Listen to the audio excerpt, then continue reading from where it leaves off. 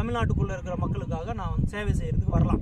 அப்படி நான் வந்து விக்கிரவாண்டி தொகுதிக்கு நாமக்கல் மாவட்டத்திலேருந்து விக்கிரவாண்டியில் வந்து நான் போட்டியிட்டு நான் இந்த பகுதியில் இருக்கிற மக்களுக்கெல்லாம் அடிப்படை தேவைகளை பூர்த்தி செய்வதற்கு நான் வேலைக்காரராக வரேன் அப்படின்னு நினச்சி தான் நான் இப்போ தேர்தலில் போட்டிடுறேன்.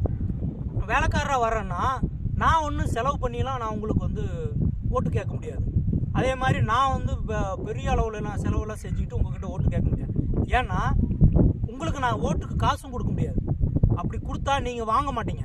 அப்படி வாங்கினா அது உங்களுக்கு மரியாதை குறைவு, உங்களுடைய தன்மானத்தை நீங்கள் இழந்ததற்கு சமம். உதாரணத்துக்கு வேலைக்காரங்கிட்ட ஒரு முதலாளி காசு வாங்க மாட்டான். அப்போ வேலைக்காரனா நீங்கள் வந்து அவங்க வேலைக்காரராக பார்க்கல. உதாரணத்துக்கு ஒரு சட்டமன்ற தொகுதிக்குட்பட்ட ஒரு நபர் இங்கே தேர்வு செய்யப்பட்டால் உங்களுக்கு நல்ல வேலைக்காரராக செய்கிறேன்னு தானே வராங்க. அப்போ வேலைக்காரராக செய்யக்கூடியவர்கிட்ட நாம் இன்றைக்கி பணத்தை வாங்கிட்டா பணம் வாங்கின பிறகு